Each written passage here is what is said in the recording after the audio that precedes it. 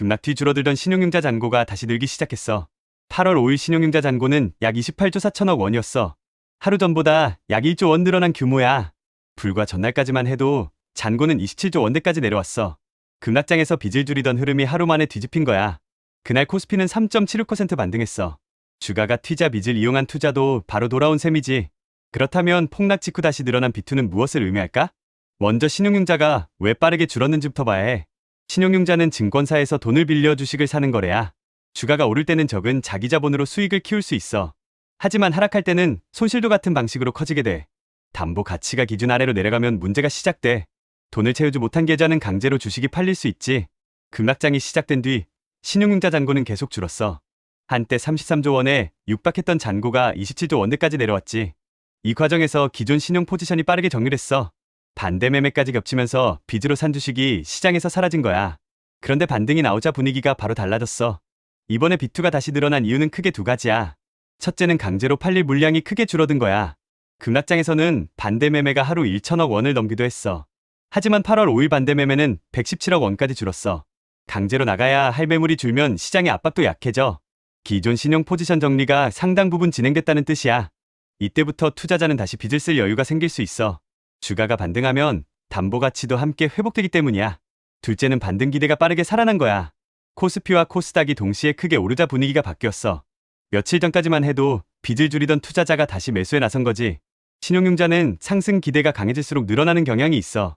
자기 돈보다 더 큰 금액을 투자해 수익을 키우려는 거래니까. 실제 움직임도 이 흐름과 맞아. 신용융자 잔고는 급락 뒤 여러 거래일 연속 감소했어.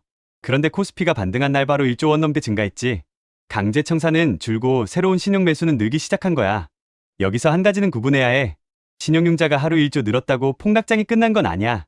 현재 잔고는 급락 전 고점보다 아직 낮은 수준이야. 반대로 하루 증가만 보고 과열이 다시 시작됐다고 단정하기도 일러.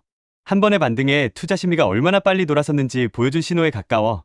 같은 날 투자자의 탁금은 하루 약 7조 원 줄었어. 그런데 이 감소에는 공모주 청약 자금 이동도 영향을 줬어. 따라서 현금이 사라져서 비투가 늘었다고 보면 안 돼. 예탁금 감소와 신용융자 증가는 원인이 서로 다를 수 있어. 더 중요한 건 신용융자가 주가를 어떻게 증폭시키느냐야. 주가가 오를 때 신용 매수가 늘면 상승에 힘을 더할 수 있어.